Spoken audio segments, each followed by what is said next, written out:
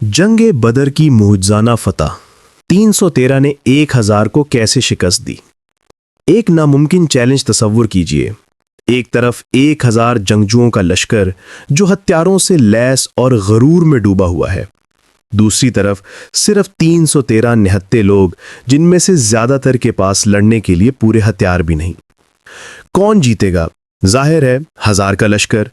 लेकिन इस्लाम की तारीख में एक ऐसी जंग हुई जिसके नतीजे ने दुनिया को हैरान कर दिया।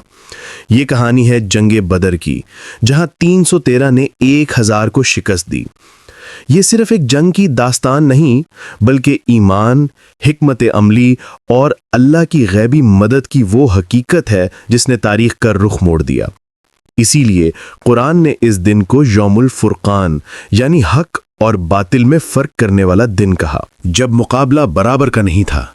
ये सन 2 हिजरी रमजान का महीना था। मक्का में 13 साल तक कुफार के जुल्म सहने के बाद मुसलमान मदीना आ चुके थे, मगर कुरैश का गुस्सा कम नहीं हुआ था।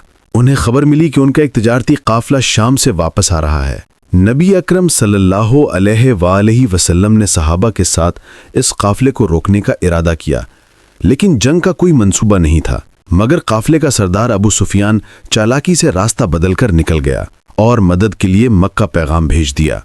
इसके जवाब में कुरैश का गरूर भड़क उठा। अबू जहल की क़ियादत में 1000 जंगजुओं का लश्कर 100 घोड़ों और कई 100 ऊंटों के साथ मुसलमानों को हमेशा के लिए खत्म करने के इरादे से बदर के मैदान की तरफ बढ़ा।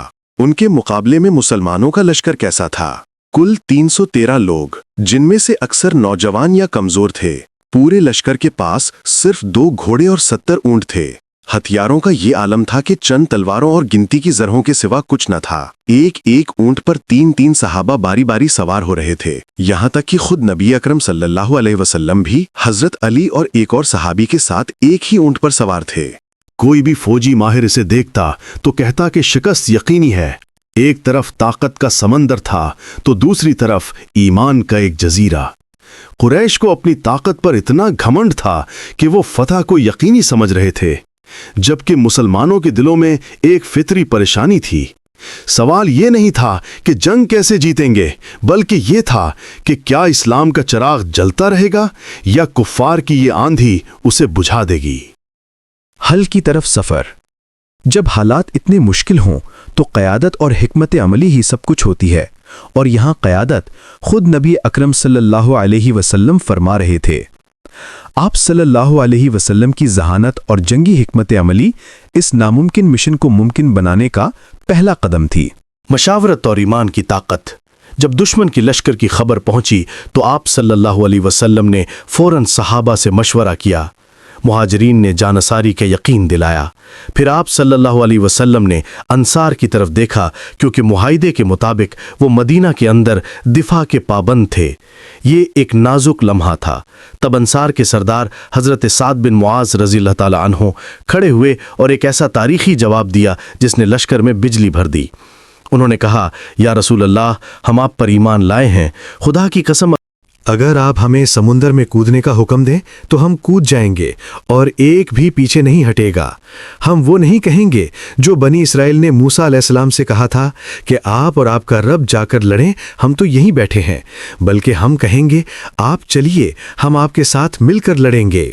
ये अल्फाज सिर्फ अल्फाज नहीं थे, ये उस ईमान का ऐलान था जो हर हथियार से ज्यादा ताकतवर था। बेहतरीन फौजी हिकमत अमली। जंग बदर महज एक मौजज़ा नहीं थी, बल्कि ये तारीख की बेहतरीन फौजी हिकमत अमलियों में से एक थी। पानी पर कंट्रोल।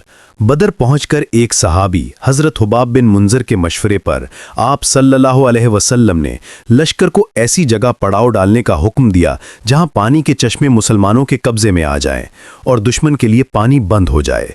इस दौर की जंगों में पानी पर कंट्रोल आधी फतह के बराबर था। इस चाल ने कुरैश के लश्कर को लड़ने से पहले ही थका दिया। बेहतर दिफाई पोजीशन। मुसलमानों ने वो जगह मुंतखब की जो ऊंची और मुस्तहकम थी। जंग से एक रात पहले अल्लाह ने रहमत की बारिश बरसाई। इस बारिश ने मुसलमानों की तरफ रेत को जमा दिया, जिससे उनके कदम मजबूत हो गए, जबकि कुफ्फार की तरफ जमीन कीचड़ वाली हो गई, जिससे उनकी नक्लो हरकत मुश्किल हो गई। मुनफरिद सफबंदी। अरब की रिवायती जंगों के बरक्स آپ صلی اللہ علیہ وسلم نے فوج کو منظم صفوں میں کھڑا کیا۔ یہ ایک ایسی دفاعی حکمت عملی تھی جس نے کم تعداد کے باوجود مسلمانوں کو ایک مضبوط دیوار بنا دیا۔